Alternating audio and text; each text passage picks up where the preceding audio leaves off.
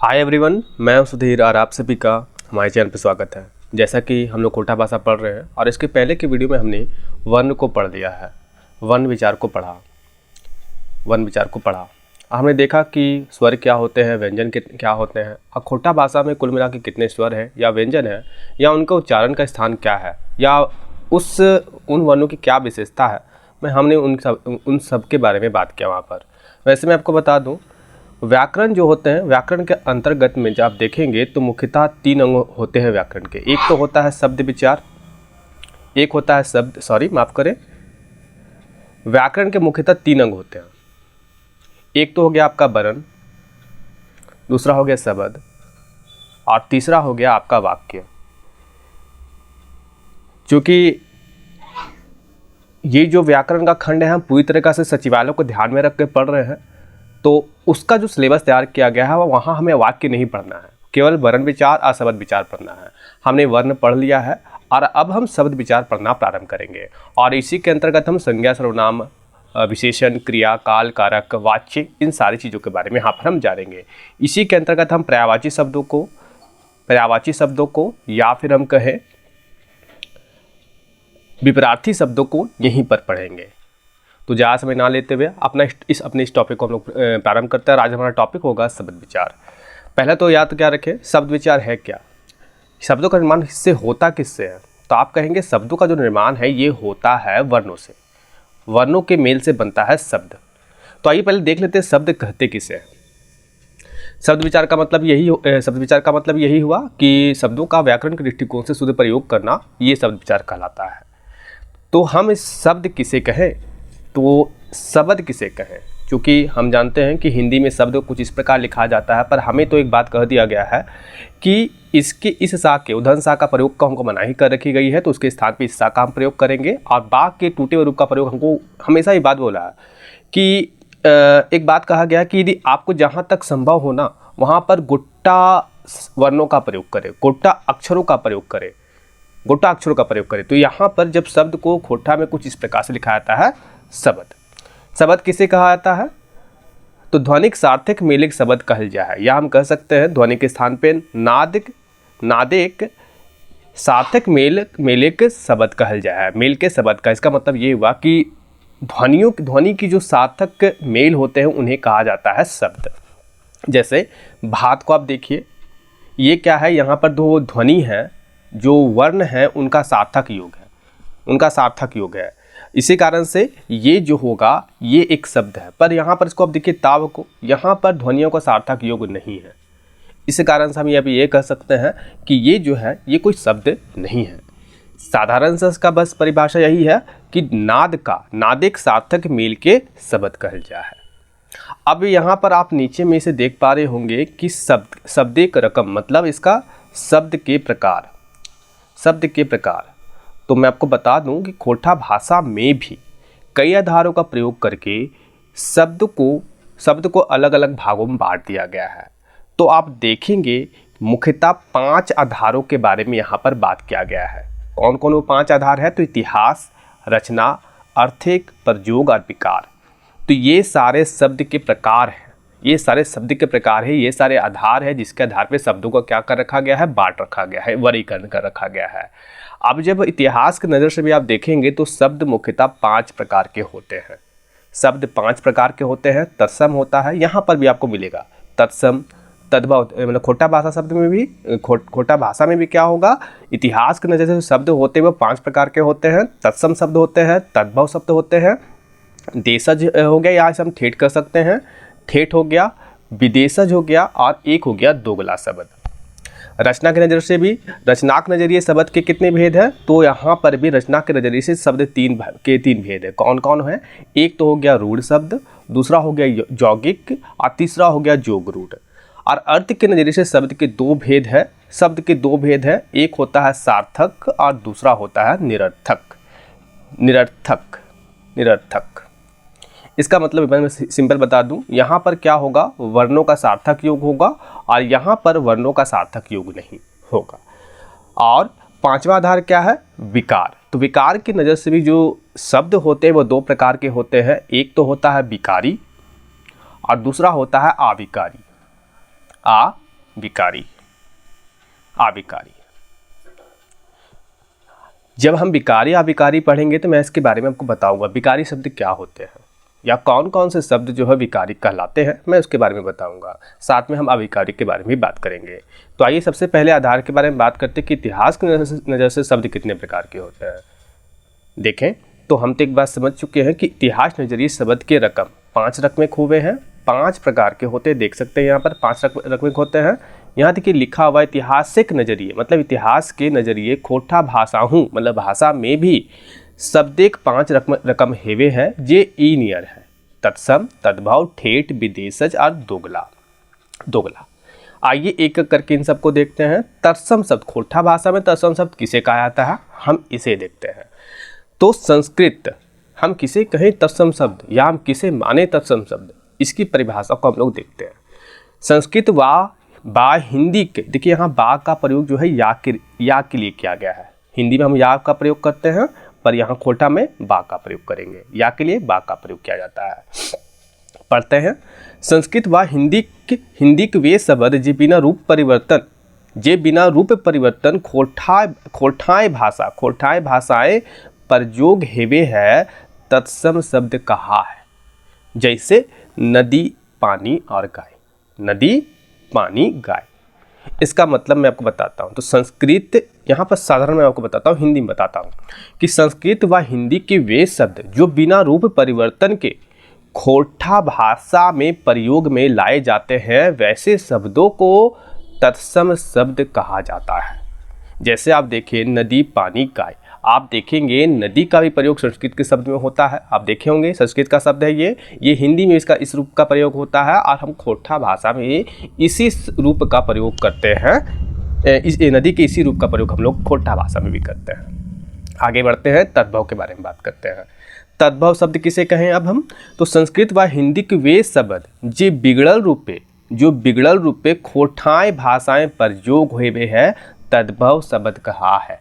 इसका मतलब ये हुआ कि संस्कृत व हिंदी के वे शब्द जो बिगड़े हुए रूप में खोटा भाषा में प्रयोग में लाए जाते हैं वैसे शब्दों को तद्भव शब्द कहा जाता है। जैसे आप देख लीजिए यहाँ पर आप पाएंगे क्या, बरद आप देख पा रहे होंगे। आम, यहाँ पर मैं थोड़ा सा दिखा दूँ आपको, थोड़ा सा इसी तरह देखिए, ये आप देख रहे हैं बरद। आपने देखा होगा कि संस्कृत में बैल को कैसे लिखा जाता है, बैल को कहा जाता है वृषभ कहा जाता है। और हिंदी में बैल को तो बैल ही कहा जाता है, एकदम ठीक है। पर खोटा भाषा में इसे क्या कहा जाता है, बैल को या वृषभ को क्या कहा जाता है, तो इसे कहा जाता है बरद। तो आप देखिए कितना मिलता जुलता रूप है इसका। अभी क्या हुआ, वृषभ के या बैल के रूप में थोड़ा सा परिवर्तन किया गया और इसका परिवर्तन करके ये रूप दे दिया गया और इसके बाद हमने क्या किया कि खोटा भाषा में वृषभ के स्थान पर इस शब्द का प्रयोग हम लोग खोटा भाषा में करने लगे। और इसका मतलब भी क्या होता है, वृषभ भी होता है, बैल ही होता है। कुछ और बातें भी मैं बता दूं। जैसे आप जानते हैं कि खोटा भाषा में हिंदी भाषा में संस्कृत भाषा में आग को इस प्रकार लिखा जाता है और हिंदी में भी संस्कृत में आग को इस प्रकार लिखा जाता है और हिंदी में भी आग को कुछ इस प्रकार से लिखा जाता है। पर हमने क्या किया, खोटा में इसके रूप में थोड़ा परिवर्तन कर दिया, इनमें इसके रूप में थोड़ा परिवर्तन हमने किया। अब इसे हम कुछ इस प्रकार से लिखते हैं खोटा भाषा में। तो मैं बताना आपको क्या चाहता हूँ, बताना ये चाहता हूँ कि तद्भव शब्द वे शब्द होते हैं, संस्कृत व हिंदी की वे शब्द होते हैं जो बिगड़े रूप में खोटा भाषा में प्रयोग में लाए जाते हैं। जैसे उदाहरण के तौर पे आग संस्कृत में इस प्रकार से लिखाया जाता है, हिंदी में इस प्रकार से। हमने क्या किया, इसमें कुछ मॉडिफाई कर दिया इसे और यहाँ पर इस प्रकार से हमने इसे लिखना प्रारंभ कर दिया आग, और ये अब हो गया क्या, ये जो शब्द कहलाते हैं ये अब तद्भव बन चुके हैं। क्यों? क्योंकि हमने खोटा के नियमों का पालन करते हुए इसे क्या किया है, इन शब्दों में कुछ परिवर्तन किया है और फिर हम इसे इस शब्द को अब कहाँ पर प्रयोग में ला रहे हैं, खोटा भाषा में। समझ गए होंगे। कुछ और उदाहरण को भी देख लिया आप। आम हो गया, भाई हो गया, काज हो गया, खीर हो गया, काजर हो गया, भगत हो गया। बातें स्पष्ट है। भगत को आप जानते हैं भक्त कहा जाता है हिंदी में, संस्कृत में। खीर को खीर आप जानते हैं। यहाँ पर काजर को काजल कहा जाता है हिंदी में। जान गए। तो देखिए हम ज़्यादा बस हल्का सा परिवर्तन कर दिए, ला के जगह पर राख करके आप खोटा भाषा हम लोग प्रयोग में लाने लगे। अब बात कर लेते हैं ठेठ शब्द तीसरे प्रकार के बारे में। इतिहास के हम क्या देख रहे हैं, हम देख रहे हैं इतिहास की नज़र से शब्द कितने प्रकार के होते हैं। शब्दिक रकम कितने प्रकार, 5 प्रकार। पहला देख लिया, तत्सम देख लिया, तद्भव देख लिया। अब हम देखते हैं ठेठ शब्द। तीसरा प्रकार क्या है, ठेठ शब्द। अब ठेठ शब्द हम किसे कहें, तो हम यहाँ पे ये कह सकते हैं कि खोटा भाषा के मूल शब्द को ठेठ शब्द कहा जाता है। लिखा हुआ देख ले, खोटाक मूल शब्द देसी व ठेठ शब्द कहा है। अब यहाँ उदाहरण देख लीजिए, फेटा, डोरा, ठाव, लोटा, झूला, गीदर, चेंगा, दुकुर, दिगे, बाठे। ये हिंद तिन का मतलब है इत्यादि। इत्यादि खोटा भाषा में, हिंदी में हम लोग इत्यादि का प्रयोग करते हैं, पर यहाँ पर हिंद तिन का प्रयोग करते हैं। स्पष्ट हो गए होंगे, ठेठ भाषा समझ में आ गया कि ये खोटा का अपना शब्द है। खोटा का अपना शब्द है। विदेशज शब्द मतलब कि एकदम स्पष्ट है कि विदेशी भाषाओं से आए आवल शब्द। हम लिख सकते, यहाँ पर लिखा हुआ विदेशी भाषाएं से आवल शब्द, मतलब भाषा से आया हुआ शब्द। जैसे अरबी फारसी से कुछ शब्द आ गए हैं। जैसे यहाँ पर आप देख सकते हैं कुछ शब्द हो गए, ये अरबी फारसी के शब्द है जिनका हम प्रयोग क्या करते। कि अभी हुआ क्या कि हमने क्या किया, अरबी और फारसी से जो भाषा है वहाँ से शब्द लिया, उसमें कुछ परिवर्तन किया, और उस परिवर्तन करने के बाद हमने खोटा भाषा में उन शब्दों का प्रयोग करने लगे। जैसे मैं आपको बता दूँ, आफत को हम लोग कुछ जैसे लिखा जाए आफत को, तो हिंदी में कुछ इस प्रकार से लिखते हैं। तो हमने क्या किया, इसको मॉडिफिकेशन कर दिया, यहाँ पर ई जोड़ दिया, तो आफत का क्या हो गया, आफित। बगीचा आप जानते हैं किस प्रकार लिखा था, तो मैंने बगीचा कर दिया यहाँ पर हम लोगों ने। फिर विपैत हो गया, फिर कागज, गरीब, जिम्मेदार। जमींदार को हमने जिम्मेदार अब कहने लगे। जिला हो गया, बाजार हो गया, किताब हो गया, हिंद। तो आप समझ गए होंगे, ज़्यादा मुश्किल तो है नहीं। विदेशी भाषा से आवल शब्द, थोड़ा बहुत हमने परिवर्तन कर दिया और खोटा भाषा में हम इसका प्रयोग कर रहे हैं।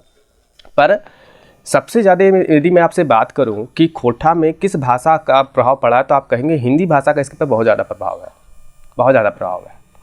पर उसके बाद यदि मैं बात करूं तो आप कहेंगे अंग्रेजी भाषा का इस भाषा पे बहुत ज़्यादा प्रभाव है। अब देखिए अंग्रेजी कई सारे ऐसे शब्द हैं जिसका प्रयोग हम खोटा भाषा में कर रहे हैं। जैसे कॉलेज को हम लोग ऐसे लिखते हैं हिंदी भाषा में, पर हमने क्या किया, कुछ नहीं, थोड़ा सा मॉडिफिकेशन कर लिया और ऐसे लिखने लगे और इसका प्रयोग फिर हम खोटा भाषा में करने लगे। टेलीफोन देख लीजिए, टिकट हो गया, फीस हो गया, मोटर हो गया, स्कूल को हम लोग ऐसे लिखते हैं हिंदी में ना, थोड़ा सा मॉडिफिकेशन कर दिया, कुछ नहीं, स्कूल। इंस्पेक्टर वहाँ लिखते हैं, यहाँ थोड़ा सा मॉडिफिकेशन कर दिया, इंस्पेक्टर। डॉक्टर, ये डॉक्टर ही है, ये डॉक्टर मत नहीं है, ये डॉक्टर हम लोग ऐसे लिखते हैं खोटा में। डॉक्टर हिंदी में कैसे लिखेंगे, ऐसे लिखते हैं डॉक्टर हो गया। डिलीवर मतलब कि डिलीवर के बारे में बोल रहा है। फाउंटेन पेन के बारे में बोल रहा है। नोटिस हो गया, कॉपी हो गया, ट्यूशन। तो ये अंग्रेजी के शब्द है। थोड़ा बहुत हमने यहाँ पर क्या किया, बदलाव लाया और फिर इसका प्रयोग खोटा भाषा में हमने करने लगे। दोगला शब्द एकदम मैं बता दूँ, हिंदी में बता देता हूँ इसकी परिभाषा क्या है। तो इसका सीधा सा अर्थ है कि दो अलग अलग भाषा है, और क्या किया हमने वहाँ से अलग अलग भाषा, जैसे मैं आपको समझाता हूँ, दो अलग अलग भाषा है और वहाँ से हमने क्या किया, वहाँ से शब्द ले लिए और उन्हें जोड़ दिया।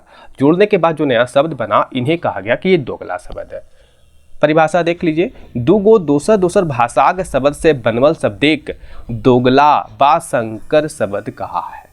जैसे किताब घर। आप बताइए, किताब जो है, किताब घर, आप बताइए मुझे, किताब जो है ये अरबी और फारसी का शब्द है, अरबी और फारसी भाषा का शब्द है ना। और ये घर जो है, ये घर जो है किसका शब्द है, तो हिंदी का। तो देख लीजिए, अरबी और फारसी का ये शब्द किताब था, और हिंदी का शब्द घर। हमने क्या किया, इन दोनों को जोड़ दिया। जोड़ने के बाद जो नया शब्द बना किताब घर, ये क्या हो गया, ये हो गया दोगला शब्द। अब इसका प्रयोग तो हम लोग कर रहे हैं ना, कहाँ कर रहे हैं, खोटा भाषा में कर रहे हैं। तो बस इतना याद रखिए, दोगला शब्द का मतलब ये हुआ कि दो अलग अलग भाषाओं के शब्द को हमने क्या किया, एक जगह मिला दिया, और उससे जो नया शब्द बना उन्हें दोगला शब्द कहा जाता है। वैसे तो याद क्या रखिए, संकर शब्द इसे कहा जाता है क्योंकि मिलाया गया है। उसके अलावा एक और उदाहरण देख लिया, रेलगाड़ी। रेल जो है आप पाएंगे क्या, ये अंग्रेजी का शब्द है। रेल जो है अंग्रेजी का शब्द है, और गाड़ी जो है हिंदी का शब्द है। अब हमने यहाँ पर क्या किया, इन दोनों को मिला दिया, और इस प्रकार जो शब्द बना रेलगाड़ी, ये कहलाया कि ये एक दोगला शब्द है। बातें स्पष्ट हो गई होगी। तो इतिहास की नज़र से शब्द कितने प्रकार के होते हैं, 5 प्रकार के। हमने सबके बारे में जान लिया। तत्सम, तद्भव, देशज कह लीजिए, ठेठ कह लीजिए, विदेशज कह लीजिए, फिर अंत में जो था 5वां प्रकार, ये था दोगला शब्द। अब दूसरे आधार के बारे में बात करते हैं कि दूसरा आधार क्या है जिसके आधार पे शब्द को बांटा गया है, वर्गीकरण करा गया है। तो दूसरा आधार आपका रचना की नज़र से। तो रचना की नज़र से भी शब्द 3 प्रकार के होते हैं। रचना के नजरिए शब्द 3 रकम के हुए हैं। कौन कौन? रूढ़ शब्द, यौगिक शब्द और जोग रूढ़ शब्द। एक एक करके देख लेते हैं रूढ़ शब्द क्या होते हैं। रूढ़ शब्द हम किसे कहें? तो पहला तो याद क्या रखिए, जो रूढ़ शब्द होते हैं ये निश्चित हुए हैं, मतलब ये निश्चित शब्द हुए हैं। मतलब मैं समझाता हूँ मैं सबसे पहले तो आपको ये जो है ना, ये शब्द देख लीजिए, ये रूढ़ शब्द है। गाय जो है एक रूढ़ शब्द है। मैं समझा देता हूँ इसको। गाय ले लिया हमने। अब इसको देखिए, इसका परिभाषा क्या है ये देखते हैं। खींचा करल बादे प्रत्येक खींचल भागे, खींचा करल बादे प्रत्येक खींचल भागे कोई अर्थ ना बरहा है ओकरा रूढ़ शब्द कहल जाए। तो हम रूढ़ शब्द कहे किसे, या हम पहचान कैसे कर सकते हैं कि कोई शब्द रूढ़ शब्द है? तो इसका साधारण सा अर्थ ये है कि ये जो शब्द है ना गाय, अब देख रहे हैं इसको मैं उदाहरण के लिए रूप में ले रहा हूँ। आप यदि इसे 2 भागों में तोड़ेंगे, गा जोड़ या, तो प्रत्येक जो टूटा हुआ भाग है ना, विच्छेदित जो भाग है, इसका अपना कोई अर्थ है? तो आप कहेंगे जी नहीं, ये इसका कोई अपना अर्थ नहीं है। तो इस प्रकार के शब्दों को कहा जाता है कि ये एक रूढ़ शब्द है। रूढ़ शब्द है। उदाहरण देख लेते हैं कौन कौन से रूढ़ शब्द हैं। गाय हो गया, बरद, बरद मतलब बैल, घोड़ा, घार, दिन, हेन तेन। आप देख लिए घार को भी 2 भाग में तोड़ लीजिए तो आप पाएंगे क्या, अब प्रत्येक भाग का अपना अपने मतलब कि प्रत्येक भाग जो टूटेगा, विच्छेदित होगा, उसका अपना कोई अर्थ नहीं होगा। जब जुड़ेंगे तभी इनका अपना कोई विशेष अर्थ होगा। बातें स्पष्ट हो गई होंगी। रूढ़ शब्द किसे कहा जाता है, आप आसानी से इसका पहचान कर पाएंगे। यौगिक शब्द, यौगिक मतलब 2 शब्दों का यहाँ पर जोग है, मतलब कि यहाँ पर 2 रूढ़ शब्दों को मिला करके यह शब्द बना है। तो देखिए यहाँ लिखा हुआ है 2 रूढ़ शब्द से बनल शब्द। तो जो हम यौगिक शब्द किसे कह सकते हैं? 2 रूढ़ शब्द से बनल शब्द को हम यौगिक शब्द कह सकते हैं। पर हम इसे समझते हैं, यदि हमको पहचान करने के लिए आ गया कि रूढ़ शब्द पहचानिए तो यौगिक शब्द पहचानिए तो थोड़ी कठिनाइयाँ हो सकती है। तो इसकी परिभाषा को देख लेते हैं। देखें, खींचल बातें। अब यहाँ पर एक शब्द को मैं यहाँ पर ले लेता हूँ पाठशाला, और इससे समझाने का प्रयास करूँगा। पाठशाला मैंने शब्द ले लिया। खींचल बादे जो शब्द के माने बहराई जा है ओकरा यौगिक शब्द कहल जाए। इसका मतलब क्या हुआ वो समझते हैं। देखिए ये एक शब्द है पाठशाला, ठीक है। अब यहाँ पर इसको क्या करते हैं, हम विच्छेदित करते हैं, विच्छेद कर रहे हैं, तोड़ रहे हैं। तो आप जब तोड़ेंगे इसे तो आप पाएंगे क्या कि पाठ जोड़ शाला, ये 2 भागों में टूट जाएगा। और प्रत्येक विच्छेदित भाग का अपना एक अर्थ होगा। तो वैसे शब्दों को कहा जाता है कि ये यौगिक शब्द है। हिंदी में यौगिक कहते हैं, यहाँ यौगिक कहते हैं, यौगिक शब्द हैं। अब यहाँ देखिए, पाठ का मतलब होता है पढ़ना और शाला का मतलब होता है स्थान। बातें स्पष्ट। यौगिक शब्द 2 रूढ़ शब्द से मिलकर बने होंगे, और यदि इन्हें तोड़ा जाएगा तो प्रत्येक विच्छेदित भाग का अपना अर्थ होगा। जैसे ही पाठशाला, 2 भाग हमने तोड़ा तो पाठ का अपना अर्थ है, शाला का भी अपना अर्थ है। पाठ का मतलब पढ़ना होता है, शाला का मतलब स्थान होता है। बातें स्पष्ट हो गए होंगे। उदाहरण के तौर पे और कुछ भी देख लीजिए, नमकीन, हांडीसार, बुढ़ाइल, पाठशाला और हिमालय, ये सारे जो है उदाहरण है यौगिक शब्द के। आपको मैं कुछ बातें और स्पष्ट कर दूँ। हम जब व्याकरण पढ़ते हैं खोटा के अंतर्गत में, तो आप पाते हैं कि यहाँ पर आपको पढ़ना होता है। व्याकरण में शामिल कर रखा गया है, संधि को शामिल कर रखा गया है, समास को शामिल कर रखा गया है, उपसर्ग को शामिल कर रखा गया है, और प्रत्यय को शामिल कर रखा गया, प्रत्यय को। हाँ, ये सारे आपको पढ़ना है। तो मैं आपको बता दूं, ये यहाँ पर जितने भी शब्द है, संधि, समास, उपसर्ग, प्रत्यय, ये जितने भी शब्द है ना, ये सभी के सभी यौगिक शब्द के उदाहरण है। मतलब यौगिक शब्द ये है, ये मतलब संधि, समास, उपसर्ग और प्रत्यय सभी के सभी क्या है, यौगिक शब्द है। बस अपवाद याद रखेंगे क्या, कि यहाँ पर समास के बारे में कि बहुब्रीहि समास को छोड़ दिया जाए। तो बाद में कि जितने भी समास होते हैं खोटा में, वो वहाँ पर जो शब्द होते हैं वो सभी के सभी यौगिक शब्द होते हैं। बातें स्पष्ट हो गई होगी। अब हम बात कर लेते हैं इसके तीसरे प्रकार के बारे में। रचना की दृष्टि से तीसरा प्रकार क्या है वो देखते हैं, जोग रूढ़ शब्द। ये भी 2 रूढ़ शब्दों से मिलकर बना होगा, बस अंतर क्या होगा मैं आपको बताता हूँ। अब इसको मैं बारे में आपको मैं बताता हूँ। पहला तो याद क्या रखें, रूढ़ शब्द से मिलके बना होगा, 2 रूढ़ शब्द से मिलके बने होंगे।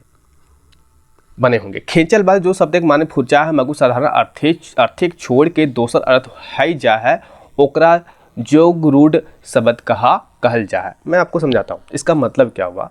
ये एक शब्द देख लीजिए आप, पंकज। पंकज ये क्या है, एक जोग रूढ़ शब्द हम कह रहे हैं। इसको क्यों कह रहे हैं इसके बारे में मैं बताता हूँ।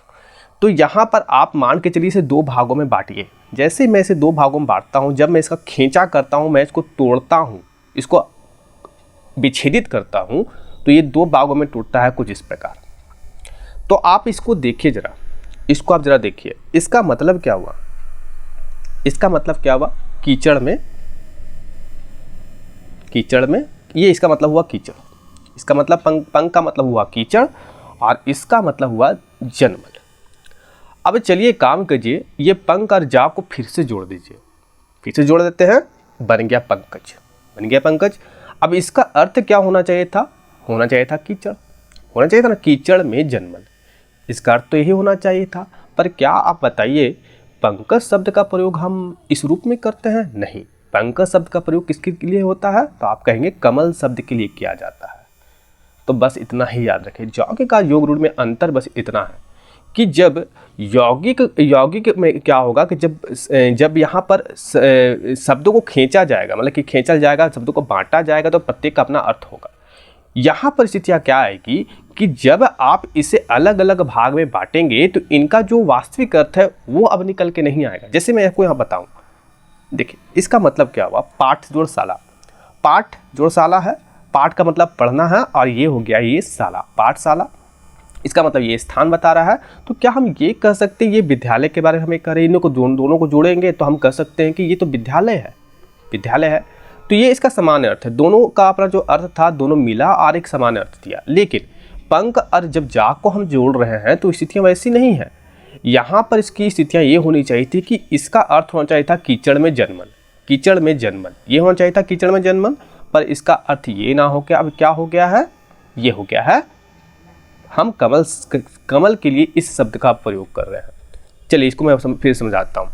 खींचल बादे जो शब्द के माने फुरछा है, खींचल बादे जो शब्द के माने फुरछा है। देखिए अब क्या हुआ, इसको खींच दिया गया है, दो भाग में विभाजित कर दिया गया है, विभाजित कर दिया गया है।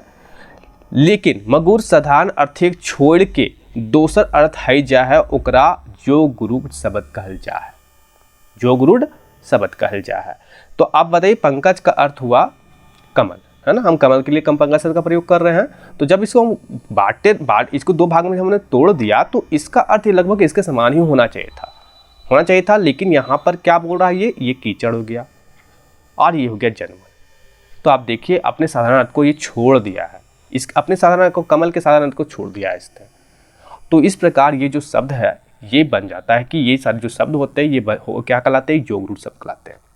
साधारण अर्थ को छोड़ देते हैं और इसका अर्थ जो होता है दूसरा हो जाता है। इसी कारण से इस प्रकार के शब्दों को हम लोग योग रूढ़ शब्द कहते हैं। अब जैसे मैं आपको बताऊं, बहुज समास के बारे में मैंने बताया था ना, समास के बारे में, समास जो होते हैं सभी यौगिक शब्द होते हैं। पर मैंने बताया था कि बहुब्रीहि समास, बहुब्रीहि जो होंगे वो जो यहाँ पर जो शब्द होंगे ये उदाहरण नहीं होंगे यौगिक शब्द का।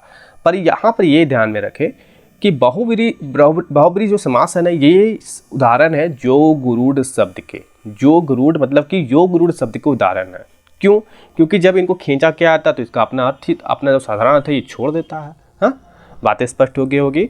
अब हम बात कर लेते हैं तीसरे आधार के बारे में, आर्थिक नजरिए शब्द के रकम। अर्थ के नजर से शब्द दो प्रकार के होते हैं, दो रकम एक हुए हैं, सार्थक का निरर्थक। सार्थक मतलब एकदम वर्ण का जो होगा सार्थक योग होगा, यहाँ वर्ण का सार्थक योग नहीं होगा। उदाहरण के तौर पे फेटा हो गया, डोरा हो गया, और यहाँ पर देख लीजिए टापे हो गया और राडो हो गया, सार्थक योग नहीं है। पर आप मुझे बताएं कि क्या हम लोग इस निरर्थक शब्द का प्रयोग खोटा भाषा में करते हैं? क्या व्याकरण में ये सही होगा कि हम इन शब्दों का प्रयोग भाषा में करें? एकदम स्पष्ट है कि हम लोग यहाँ पर इन निरर्थक शब्दों का प्रयोग भाषा में नहीं करते, खोटा भाषा में नहीं करते हैं। ये बातें तो स्पष्ट है। इसका मतलब इस नज़र से आप देखेंगे, इस नज़र से देखेंगे तो यहाँ पर इसका तो अपना कोई अर्थ होगा नहीं, क्योंकि इन शब्दों का हम लोग प्रयोग नहीं करते हैं। पर समझाने के लिए हम लोग क्या करते हैं कि अर्थ के नज़र से शब्द को दो रकम में बांट दिया जाता है। लेकिन होता एक ही एक्चुअल में एग्जिस्ट करता है सार्थक शब्द, क्योंकि निरर्थक शब्द का हम लोग प्रयोग करते ही नहीं है। तो अब हम सार्थक शब्द के बारे में जान लेते हैं। सार्थक शब्द किसे कहेंगे? यहाँ पर वर्णों का सार्थक योग होगा। स्पष्ट है। तो आप देखिए कि सार्थक शब्द भी ना कई अलग अलग प्रकार के होते हैं, अलग अलग प्रकार के होते हैं। मुख्यतः 4 रकम के होते हैं, 4 प्रकार के होते हैं, 4 प्रकार के होते हैं। कौन कौन? एक अर्थक शब्द, एक से बेसी अर्थक शब्द, समान अर्थक शब्द और यहाँ है उल्टा अर्थक शब्द। इसका मतलब हुआ एकार्थी, एकार्थी। इसका मतलब हुआ अनेकार्थी, अनेकार्थी।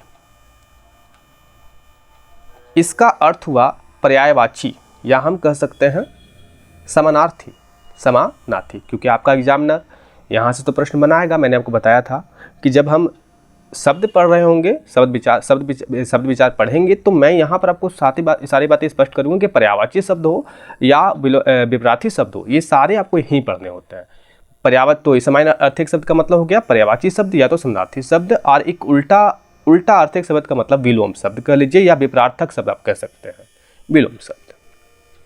आइए कुछ उदाहरणों को देख लेते हैं। इसका मतलब क्या? एक अर्थ का मतलब कि ये जो शब्द है ना, इनका अपना केवल एक ही अर्थ होगा। इसका मतलब ये हुआ कि हम यहाँ पर ये कह सकते हैं कि जोन शब्द के एगो माने फुरछा है, मतलब जोन शब्द के एगो मतलब एक ही माने फुरछाता है, पता चलता है, तो हम उसे कहते हैं कि वो जो शब्द है वो एकार्थी शब्द है। एकार्थी शब्द मतलब एक अर्थ है उसका केवल। जैसे यहाँ पर उदाहरण के तौर पे गाय हो गया, घोड़ा हो गया, नदी हो गया। एक से बेसी अर्थक शब्द मतलब कि जोन शब्द से के माने एक से बेसी फुरछा है, मतलब कि जोन शब्द का जो मान है, जो अर्थ है, एक से अधिक फुरछाता है, पता चलता है, उन शब्दों को कहा जाता है कि वो क्या है, वो है अनेकार्थी शब्द। जैसे यहाँ पर अनेकार्थी शब्द का उदाहरण है गोटा। अब देखिए गोटा का मतलब कई चीज़ होता है। गोटा का मतलब बीज भी होता है, गोटा का मतलब समूचा भी होता है, गोटा का मतलब पूरा भी होता है। मतलब आप देखिए गोटा का कई अर्थ है इसका। समान अर्थक मतलब कि यहाँ पे इसका मतलब ये हुआ कि एक के अर्थ फुरछाए वाले शब्द के। अब देखिए एक के अर्थ फुरछाए वाले शब्द को क्या कहा जाता है कि वो समान अर्थ के, बस पर्यायवाची समझ लिए। बच्चा को कई नामों से जाना जाता है। देखिए ये सारे तो बच्चे क्या है, पर्यायवाची ही तो है, समानार्थी तो है। छौवा कहा जाता है, गिदर है, चेंगा है, रेंगा है। नाटा को ढेपरा कहा जाता है, ठुरका कहा जाता है, नटरा कहा जाता है, बौना कहा जाता है। गाद बिना लुगा मतलब कि शरीर में कपड़ा नहीं है तो हम लोग क्या कहते हैं उस व्यक्ति को? घुघरे है, उगरे है, हिड़रे है, ठिणगे है, घटरे है। तो ये सारे शब्दों का प्रयोग क्या आता है? गाद बिना लुगा के। बातें समझ में आ गई होगी। उल्टा अर्थ मतलब क्या हो गया? जैसे रात हो गया तो रात का दिन हो गया, माए का बहन हो गया, और जीवन का मरण हो गया। भाई का ये भाई है, भाई का बहन हो गया। तो बस उल्टा का मतलब जो शब्द दिया है उसका उल्टा पूछ रहा है आपसे, और ये दोनों शब्द जो है साथ साथ चलते हैं। तो ये था आपका तीसरा आधार, जिसके आधार पे शब्दों को क्या कर रखा गया? वर्गीकरण कर रखा गया। और वो क्या था? अर्थ के नज़र से। अब हम देख लेते हैं चौथे आधार के बारे में। चौथा आधार है प्रयोग के नज़र से शब्द के रकम। चौथा आधार क्या था शब्द का वर्गीकरण का? ये था प्रयोग, मतलब प्रयोग के नज़र से शब्द कितने प्रकार के होते हैं? 3 प्रकार के होते हैं। कौन कौन होते हैं ये देख ले। सामान्य होते हैं, तकनीकी होते हैं, अर्ध तकनीकी होते हैं। पहले तो ये समझना होगा कि प्रयोग के नज़रिए से जो शब्द है वो होते क्या हैं, उसे देख लेते हैं। तो प्रत्येक व्यक्ति अपनी भाषा में हर प्रकार के शब्दों का प्रयोग कर रहा है। देखिए एक व्यक्ति जो होता है ना, वो जो भाषा बोलता है वह क्या करता है कि हर प्रकार के दूसरे सब भाषा के शब्दों को भी क्या करता है, अपनी भाषा में ले आता है और उसका प्रयोग करने लगता है। बातें स्पष्ट है, इस बात समझ में आ रही है। तो प्रयोग कर रहा है।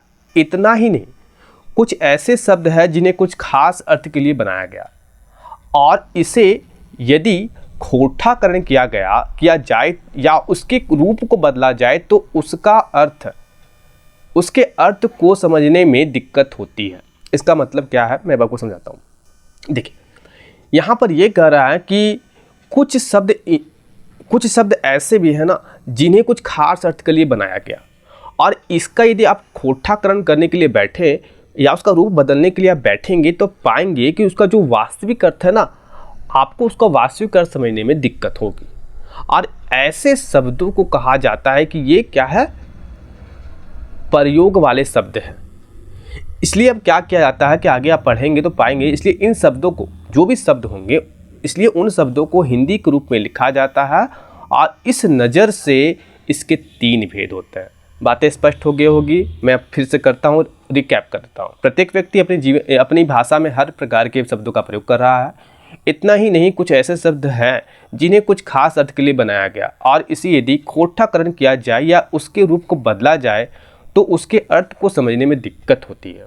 इसलिए उन शब्दों को हिंदी के रूप में लिखा जाता है, और इस नज़र से इसके 3 भेद होते हैं, सामान्य, तकनीकी और अर्ध तकनीकी। आइए देख लेते हैं समान शब्द किसे कहें। समान शब्द, समान शब्द का मतलब समान शब्द ओकरा कहल जा है जकर प्रयोग कर कोई आपन जिंदगी में कर, मतलब जिसका प्रयोग कोई व्यक्ति अपनी ज़िंदगी में करता है। जैसे गाय हो गया, गुरु हो गया, भात हो गया, दाल हो गया, ये सारे समान शब्द हैं। तकनीकी शब्द का मतलब क्या है, एक जन के भाषा दूसरा से, अब देखिए एक व्यक्ति की जो भाषा दूसरे से नहीं मिलती, वो कई ऐसे होते हैं कि अलग भाषा बोलता है, एक व्यक्ति दूसरा अलग भाषा बोलता है, लेकिन कुछ ऐसे मध्य कुछ ऐसे शब्द होते हैं, मध्य में उन दोनों व्यक्तियों के मध्य में कुछ ऐसे शब्द होते हैं जो दोनों व्यक्ति क्या कर सकता है, पहचान सकता है ना, पहचानता है, उसका अर्थ जानता है। उसी शब्द को कहा जाता है कि वो तकनीकी शब्द। जैसे कमेटी के बारे में आप बताइए, कमेटी हो गया या आयोग। कमेटी जो शब्द है ये हम हिंदी भाषी के लिए भी कॉमन है, खोटा भाषी के लिए भी कॉमन है, और अंग्रेजी भाषी के लिए भी कॉमन है। इसका मतलब कि अंग्रेज भी इसका मतलब समझ जाएगा, कमेटी का मतलब। एक हिंदी बोलने वाला व्यक्ति भी कमेटी का मतलब समझ जाएगा, और एक खोटा बोलने वाला व्यक्ति भी कमेटी का मतलब अर्थ समझ जाएगा, कमेटी मतलब क्या होता है। बातें समझ में आ गई होगी। अब देखते हैं अर्ध तकनीकी, तीसरा प्रकार देख लेते हैं। तो जोन शब्द के प्रयोग सामान्य आदमी संगे संगे खास आदमियों करे है, ओकरा अर्ध तकनीकी शब्द कहल जा है। जैसे काजपल, ज़्यादा मुश्किल नहीं है, आपसे प्रश्न यहाँ साधारण बनाएगा। क्या पूछेगा कि प्रयोग करने से शब्द कितने प्रकार के होते हैं? 3 प्रकार के होते हैं, समान हो गए, तकनीकी होते हैं और अर्ध तकनीकी होते हैं। आगे बात करते हैं 5वें आधार के बारे में। हम जानते हैं 5वां आधार हमारा क्या है, ये है विकार के नज़र से शब्द। तो पहले तो ये आपको जानना होगा कि विकार होता क्या है। तो पहले तो मैं आपको बता दूं कि विकार नज़र से शब्द के 2 प्रकार के, 2 रकम होते हैं, 2 प्रकार के होते हैं, विकारी और अविकारी शब्द। तो हम किसे कहें विकारी शब्द? तो ये देखें कि ये शब्द एक, मतलब कि यहाँ पर मैं हिंदी में आपको बताता हूँ, समझाता हूँ। जो शब्द पर लिंग वचन काल कारक के आधार पर उसके रूप में परिवर्तन किया जा सकता है, उसे हम विकारी शब्द कहते हैं। तो ये हो गया। तो फिर अविकारी शब्द किसे कहें? तो याद क्या रखिए, वैसे शब्द जिनके रूप में जैसे मैं आपको समझाता हूं, एक अविकारी शब्द ले लेता हूं, और अविकारी शब्द ले लिया, और तो वे शब्द जिनके रूप में लिंग वचन, लिंग हो गया, वचन हो गया, काल और कारक के आधार पर परिवर्तन, इसके रूप में परिवर्तन नहीं किया जा सकता है, वैसे शब्द को अविकारी शब्द कहते हैं। उदाहरण के तौर पे आपको मैं बता दूं, जो संज्ञा के शब्द होते हैं, सर्वनाम के शब्द जो होते हैं, विशेषण और क्रिया के जो शब्द होते हैं, ये सभी के सभी विकारी शब्द हैं। मतलब इसका ये हुआ कि इन सब के रूप में माने सोबिक रूप में बदलाव करल जा सकता, मतलब लिंग वचन काल और कारक के आधार पर संज्ञा के शब्द में, सर्वनाम के शब्द में, विशेषण क्रिया के शब्द में इनके रूप में परिवर्तन किया जा सकता है। जैसे मैं उदाहरण समझाता हूँ। आप देखिए लड़का, देख रहे हैं, ये एक संज्ञा का शब्द है। अब यहाँ पर आप देखिए कि इसका लिंग पर प्रभाव पड़ेगा। लिंग का कैसे प्रभाव पड़ा? लड़का से लड़की। तो आपने देखा इसके रूप में परिवर्तन हो गया, लिंग का प्रभाव पड़ा, और ये क्या हुआ, इसके रूप में परिवर्तन हो गया, लड़का से लड़की बन गया। वसुत, आप देखिए, वसुत मतलब वस्तु के बारे में बात कर रहा है। वसुत पर क्या है, एक संज्ञा का शब्द है, पहचान रहे होंगे। तो आप जैसे ही यहाँ पर देखिए इसका वचन पर प्रभाव पड़ रहा है ना, वचन का प्रभाव पड़ रहा है। जैसे वचन का प्रभाव पड़ रहा है तो ये क्या किसमें बदल जा रहा है? वसुतियन, मतलब कि एक वचन से बहुवचन में ये बदल गया है। उसी प्रकार काल का भी, जैसे क्या होता है कि क्रिया के शब्द में क्या होगा, काल का प्रभाव पड़ेगा और इसका रूप बदल जाएगा। जैसे उदाहरण समझाता हूँ, हम खाही, देख रहे हैं खाही यहाँ पर जो है क्रिया का शब्द है, काल का प्रभाव पड़ेगा कि घटना कब हुई है, कार्य कब हुआ है, अभी हुआ है, बीते हुए कल में हुआ है, या आने वाले कल में होगा। तो आप देखिए यहाँ पर आप देख रहे हैं, ये आज के समय में खाही लिखाएगा, हम खाही, हम खैली और हम खाइत हबो। तो आप देख सकते हैं यहाँ पर ये तीनों रूप देख रहे हैं, काल का प्रभाव पड़ रहा है ना। मतलब कि खाना जो क्रिया है इस पर काल का प्रभाव पड़ रहा है। खाई जो क्रिया है ना, इस पर काल का प्रभाव पड़ रहा है, प्रभाव पड़ने से इसका रूप परिवर्तन हो रहा है। वर्तमान में क्या है, खाही है, भूतकाल में क्या है, खाइली हो जाता है, और भविष्य में क्या हो जाता है, खाइत हबो। आप देख पा रहे होंगे। तो क्या है, साधारण मैं बता दूं, वैसे शब्द जिनके रूप में लिंग वचन काल कारक के आधार पर बदलाव लाया जा सकता है, उन शब्दों को कहा जाता है कि वो विकारी शब्द है। और जिन शब्दों के रूप में परिवर्तन ना लाया जा सके इन आधारों का प्रयोग करके, उन्हें अविकारी शब्द कहा जा सकता है। जैसे मैं बता दूं उदाहरण के तौर पे, और क्या आप बताइए मुझे, इस शब्द पर लिंग का कोई प्रभाव पड़ेगा? क्या वचन का कोई प्रभाव पड़ेगा? क्या यह काल से प्रभावित होगा? नहीं। क्या ये कारक से प्रभावित होगा? तो आप कहेंगे नहीं, किसी प्रकार का इसमें प्रभाव नहीं पड़ेगा। तो इस प्रकार के जो शब्द होते हैं इन्हें कहा जाता है कि अविकारी शब्द है। जैसे मैं आपको बता देता हूँ, क्रिया विशेषण जो होता है, क्रिया विशेषण जो शब्द है, या संबंध बोधक, समुच्चय बोधक, विस्मयादि बोधक, ये जो शब्द है ना, ये अविकारी शब्द कहलाते हैं। तो आने वाले समय हम लोग क्या करेंगे, हम यहाँ पर संज्ञा सर्वनाम विशेषण क्रिया के बारे में विस्तार पूर्वक पढ़ते हुए आगे बढ़ेंगे, और यहाँ पर यह जानने का प्रयास करेंगे कि संज्ञा क्या होता है, संज्ञा के कितने भेद होते हैं, और यहाँ पे किस प्रकार के हमारे प्रश्न पूछे जाते हैं। तो थ्योरी के सेक्शन कंप्लीट हो जाने के बाद में मैं क्या करूँगा, एक डेडिकेटेड वीडियो ले आऊँगा इन सारे टॉपिक पर, प्रश्नों का एक यहाँ पर किस प्रकार के प्रश्न बने हैं उस पर एक डेडिकेटेड एक वीडियो ले आऊँगा। तो मिलते हैं अगले वीडियो में, तब तक के लिए आप सभी का बहुत बहुत धन्यवाद।